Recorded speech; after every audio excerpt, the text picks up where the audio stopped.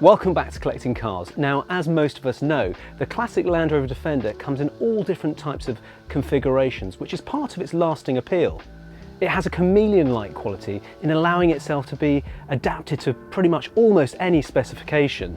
Defenders like the 110 Adventurous station wagon I drove earlier this year have been tailored to suit a very specific need, and today's subject is no different, but at the other end of the spectrum.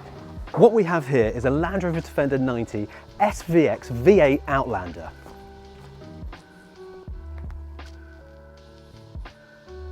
This car started its life in 2009 as a 60th anniversary special SVX. Initially, it's understood that there were 300 examples of the SVX, and this car, number 238, is believed to be from that production run.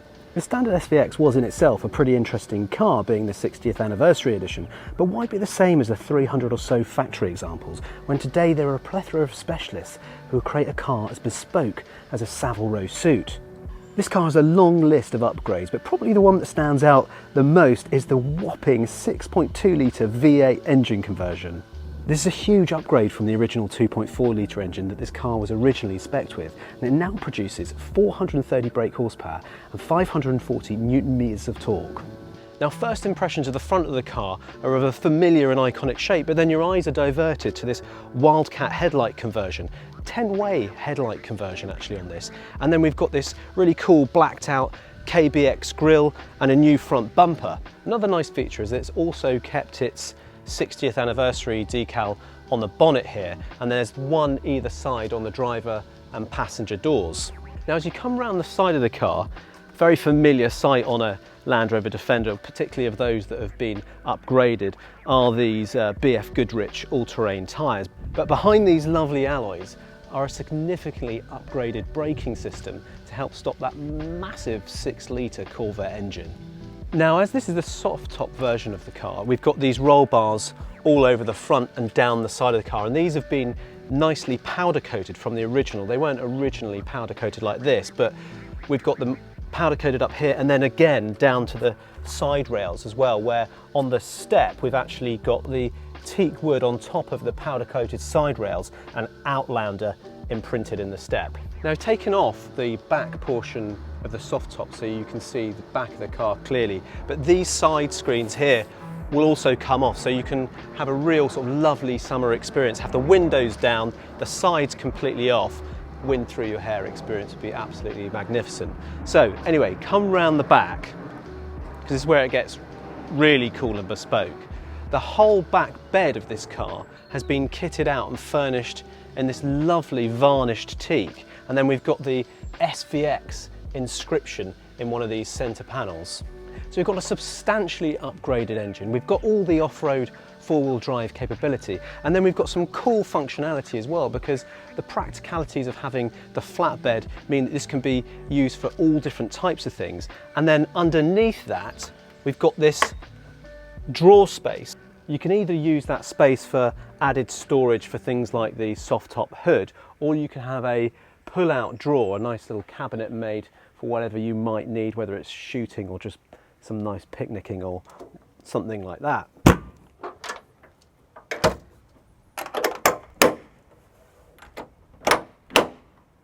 Now, the big giveaway that this car has a huge power upgrade is these two enormous exhausts poking out of the mud flaps either side of the car.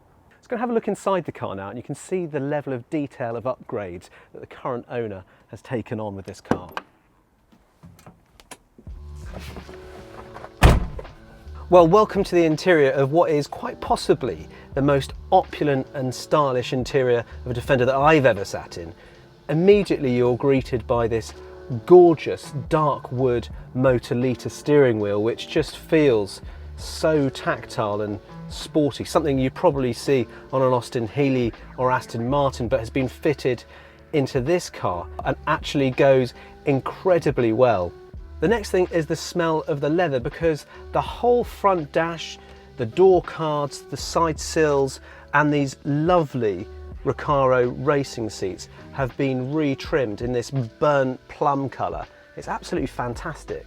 So nestled neatly in between the leather front dash, we've got this lovely piano black centre console. And one of the upgrades which is quite significant, is the infotainment system that's been fitted into this. So we've got sat-nav and a reversing rear camera. Then you look at the buttons and switchgear, and actually to accommodate this, they had to move the hazard light button, and so that actually sits over to the driver's right knee, just down here. And it's this kind of level of detail that shows how well thought through this car has been to accommodate the upgrades, such as this sort of central navigational and camera system. Underneath that, we've got all the usual sort of climate controls, air conditioning controls. This does also have heated seats, and an added addition is the USB charging functionality. You've got the 2 dual points there, which is really very helpful in this day and age. Below that, you'd normally have a sort of 5-speed gearbox here, and the gear stick would be there, and then you'd have the low range down there. Well, gone is the gear stick. You've got the still the low range one down here, but this is actually a 6-speed automatic. So down here in the central panel, this is all covered in this lovely teak wood, and then we've got the control panel for the automatic transmission, so park, reverse, neutral and drive.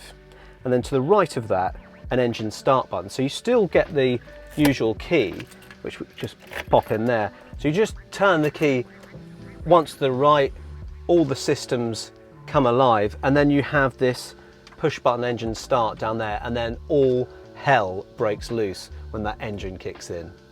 For additional comfort, there's also soundproofing underneath the seats down below you, and then we've got these lovely cocoa mats which have got the rubber bottoms to them. It's also very practically kept the 2 cup holders down here, so on a very hot day like today, I can pop my water in there as we go out for a drive. In park, so theoretically just oh my god, I was not expecting that. 6.2 litre Corvette engine in a Land Rover Defender. Oh my god. Oh yes. Oh my word. I'm not sure what the MPG is out of this, but I imagine I'd be making many trips to the petrol station if I had a car like this. You just always want to get on the loud pedal. And what's nice about this is they're not sort of super shouty like some of those G-Wagons that kind of just want to let everybody know that they're there. There's something a little bit more understated about having a big engine in a Land Rover, guys. That being said, as soon as you get on the accelerator pedal, it's a real big giveaway. Down a street like this, the sound just bounces off the walls.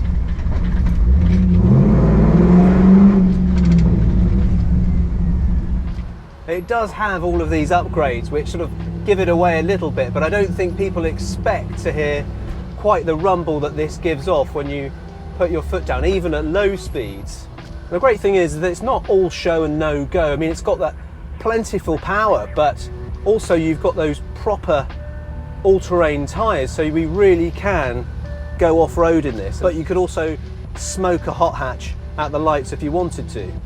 You get 2 sorts of people that look at you in this car. Some of them giving you thumbs up and love it, and others are just like, yes, it's loud, it's unnecessary in town, I know, but it's my only chance to drive it and I love it. This is Greta Thunberg's absolute worst nightmare, this, isn't it? What is perhaps the best thing about this is that it's taken something as iconic as the Land Rover Defender and sort of searched out all its little gremlins and made improvements to things like the powertrain, the transmission, the brakes, the suspension, so that this is really much more fun and usable. And it still retains all the off-road capabilities which make the Defender so good in the first place. It just makes it faster, more comfortable, more unique, and down to an individual spec. So if you're looking for the perfect summer vehicle with classic looks and modern performance and usability, then this could very well be for you. Head over to collectingcars.com to see the full listing and more than 100 photos. Thanks for watching and see you soon. And don't forget, like, subscribe, hit the bell icon for notifications for more videos like this.